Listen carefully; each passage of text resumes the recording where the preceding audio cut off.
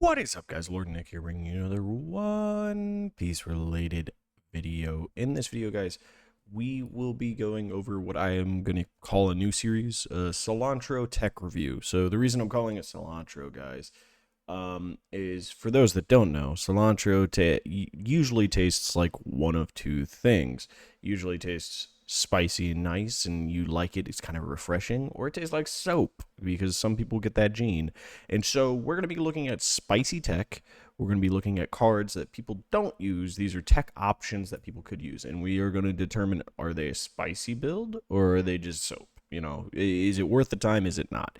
These are going to be kind of quick videos. These are going to be short videos. I'm going to try to put these out kind of whenever I can't really figure out new content. And if you guys end up liking these, we'll just do them more regularly. I think they'll be a lot faster, a lot quicker than my general videos. There's not going to be gameplay attached to it, but it is going to give you kind of some options and ideas maybe to freshen up your deck a little. So for this week, we are starting off with our Drop Lucci. We're starting off with Drop Lucci from OP07. So this is a relatively new card. This is a card that I do not see play. I do not see talk about. I do not see people thinking even as an option. So let's do a breakdown of the card and why it is that I'm kind of considering this card. So what does this card do? Well, the card is a 6k power, 5 cost, 1k counter, CP0 character. Drop Lucci says, you may place 3 cards from your trash at the bottom of your deck. So this is a cost to play the card, but it's ultimately something that Black already kind of does with a lot of his cards. So, okay, limiting factor would be the fact that you're going to be placing this in. It's going to require cards from your trash to go back to the bottom. Some decks already kind of have some issues with managing their trash right now, so you'd have to slot this in something. So that's kind of the first note as to why maybe people aren't looking at it. But let's take a look at the second ability. Is the second ability warranted and worth it? The actual ability of the card. Your opponent trashes 1 card from their hand. Hey, that's pretty solid. You don't get to choose. Your opponent does get the choice to choose what card they want to trash, but it's a card out. So, hey, and there's no limit to what this is. So you can play them back to back to back to back as long as you have cards in your trash to do it. Then you may place 1 card from your opponent's trash at the bottom of their deck. So this second part of the ability, I think, is the part that makes this card so much potentially better than people are giving it credit for. Though the initial part of trashing a card is really nice. It is something from their hand. It is really, really nice. This is a way of disrupting the tempo plays that your opponent has. Usually, a good player is going to be thinking about the different options they have available to them in their hand. They may have a dead card or two, so you might be able to get rid of a dead card for them. But in most cases, they're making plans around these cards in their decks and in their hand. So if they're in their hand, they're actively thinking about the next turn's play. Now, timing with this card might be the big thing, but the other big thing is that you get to choose what card from their trash goes back. And this is actually kind of a relevant effect against many, many, many decks currently. And the reason for that is the current tech in Tanami is running something like 6 cost Brook, for instance, that black decks get at least, which puts 3 cards that your opponent chooses back at the bottom of their deck. Your opponent gets to choose, so they're not going to be putting dead cards. But if you can play this card, say 2 copies of this into a Nami, and you can set it up 2 turns in a row to do this, after the Nami has pitched some dead cards to counters, guess what? You can put those 2 dead cards as the last 2 cards in their deck. It's going to be much more difficult. It's going to throw off their count. It's going to throw off their game plan. And they can't really play around those cards. Those are some of their dead cards. They run like 8 or 9 dead cards in the deck. So if you can get this card off multiple times a game, you can set up that the last 8 or so cards on a, probably not 8, but let's say the last 4 or 5 cards in a Nami's deck are the cards they don't want to have there. They don't want any cards there, but knowing that they're going to have like 2 or 3 dead cards coming up in a row can really limit and destroy their game plan. So this is actually a pretty solid tech into it, which does kind of go into what is the synergies and uses of this card. Well, it's good hand disruption. It is unlimited and unmitigated hand disruption. Yes, the mitigation is going to be the cost. Can you put 3 cards back from your trash? But you're in black, so in most cases, yeah, black's pretty good at milling themselves. So in most cases, yeah, you should be able to, put some cards back to be able to do this. It's good hand disruption and good trash disruption. So, like I said, it really disrupts these cards out of the Nami's trash and puts it back into the bottom of their deck, which can mess up their game plan. It disrupts cards, for other decks, it messes up their hands, which is pretty awesome. And it's not actually that bad of a threat. It's a 5-drop 6K. 6K power is actually just a relevant enough threat, because with 1 Dawn under it, it requires your opponent to have a 2K and a 1K in hand to counter out of it, or a 3K event, or they have to utilize a blocker.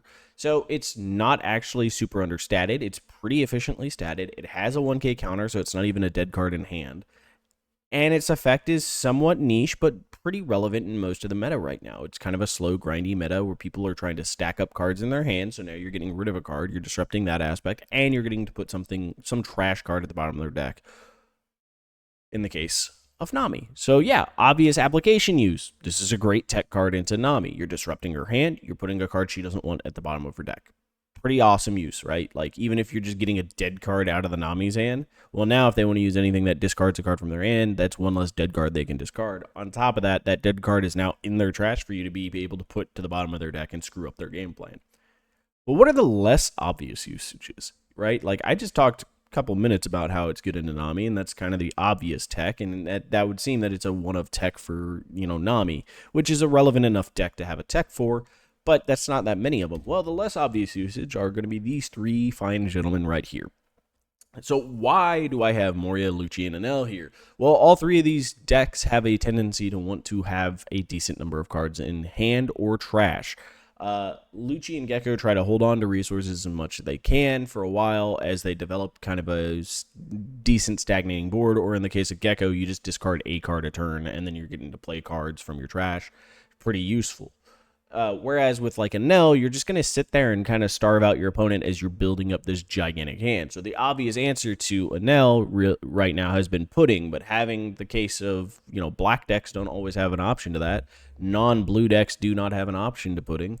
Well, this is a tech card that can actively do something to disrupt the Enel a bit. Well, you're going to make him have to discard a card, which oftentimes might be top end early on, but if you're making him disrupt one of his top end, that's one less top end you're going to have to deal with in the late game. And if he discards anything else, that's one less 2K, one less 3K, one less any counter out of his hand. And that's pretty useful. Or it's one less, Raigo or Kingdom Come, whatever you call it, out of his hand. It's actually a pretty disrupting card for him. Now, the bottoming from trash to the bottom of his deck, not all that relevant, but, maybe he gets to the bottom of his deck and you're just putting, like, I don't know, a Shura or something to the bottom. It's not that big of a deal. The second half is not that impactful. Any hand disruption against Enel is a very useful tool, and as I've already kind of established, it's a 6K body, which is a decent enough beater to actually cause some issues with Enel, at least for enabling you to help close out games. Not necessarily in the mid-game threat department, because he's just going to take it most of the time anyways, but in terms of closing out games, having another decent statted body can help out with that. Now, as for the Drop Lucci and the Gecko Moria, both of these, like I said, do dislike having their hand disrupted. So disrupting a card out of their hand can really mess up their game plan. They really kind of utilize, even if they're cards that are technically dead cards in their hand, they need them to be able to utilize certain effects and abilities out of their hand. On top of that, while they do like putting cards in their trash, they really don't like you taking specific cards out of their trash. Each of these decks needs specific cards in their trash. Lucci and Gecko generally have been big fans of 4-drop Lucci in their trash. You take that out of their trash, that's kind of problematic. In the more specific cases with Lucci, if you take a Spandine out of his trash, if he does not have his other copy of it, well, you've just screwed up his 8-drop combo, and now he doesn't get to get his Rebecca back, which is very problematic for that deck, because that's a good way, even though you can get the KOs with the Lucci still, you're not going to have the blocker that usually came with it, which is extremely powerful and potent ability that it has. So having this tech, having this ability to be like, nah, screw that card, really can mess up the Lucci game plan. Now, yes, it is still a obvious threat of him being able to Gecko into a Lucci to kill 2 things, but now he's less defensive, so anything that he can't get rid of on that turn now obviously becomes an actual threat to him, especially if you've been able to put pressure on him. So it is an oddball tech that can actually disrupt his game plan pretty well. On top of that, if he only has 1 Drop Lucci in trash, bottom deck that man. That man's now gone. If he only has 3 CP cards in trash, bottom deck one of those. Now his Spandine can't work without him having to do some more discarding and more teching. Yes, Lucci has the obvious thing of being able to swing with lead and putting 2 cards back into trash to get that option again. But there are specific cards you can target to get rid of that are pretty solid ones to get rid of. Lucci's and Spandines are the obvious answer there. On top of that, you can get Rebecca's out of there, because if he only has 1 Rebecca in trash, or if he has, just reduce his number of targets that are actually acceptable and useful targets for him to have, and he becomes less consistent. And guess what? It's a pretty solid tech card in him. Now, I would say something like a Brook is probably a better tech card, and it's why it's the more obvious one, but this is still a pretty awesome usage of the card. As for Gecko Moria, there are many games I've played into Moria where they have 1 Absalom in trash. And guess what? If I bottom that 1 Absalom some way, they're just doomed. So the easiest option is, hey, look, there's only 1 Absalom in your trash. I'm going to play this Lucci and I'm going to bottom deck that Absalom. Yeah, they have a decent chance of being able to try to find them again, but they still have to now find it again. And there's many a times that one tech, that one choice to get rid of that 1 card in the Gecko can absolutely ruin the Gecko. If they've only seen 1 Hogback, getting rid of the Hogback is an obvious play that can disrupt their game plan. It is not. It's not like this is the best tool ever. This is more or less a precision tool. This is a scalpel doing fine lines here. So it is a tech option to these cards. And honestly, to me, in that case, with this option, with the fact that there are 4 meta-relevant decks that this can be a disruptive and somewhat useful card into, I would say that I would not be upset seeing this as a 1 or 2 of tech, and I would say that this cilantro is somewhat spicy. This is not necessarily the soap tasting kind, but you guys might disagree with that, and if you do, leave it down in the comments. Let me know how you guys feel about this card. Maybe we can start seeing more of 5-drop Lucci being played. Maybe not. Maybe this card has some space to be made into some of these other off-meta decks a little bit. Maybe this is a option for a discard-oriented black deck that might enable you to be able to start doing something that is all about hand disruption, and this gives you that scalpel tool of getting rid of specific cards out of specific decks' trashes to just ruin their day. And if that is the case, guys, let me know down in the comments below.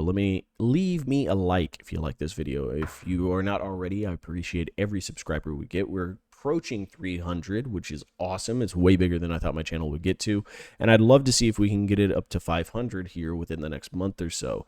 If we do that, it unlocks a cool little button that I get to put up on the channel. Not one that I really expect to want to use, but just be neat because it's a little milestone for me. So, like I said, guys, if you like it, like it. If you can, subscribe, and otherwise, just please leave a comment. And until the next video, I hope you all have a wonderful, wonderful day. Bye, guys.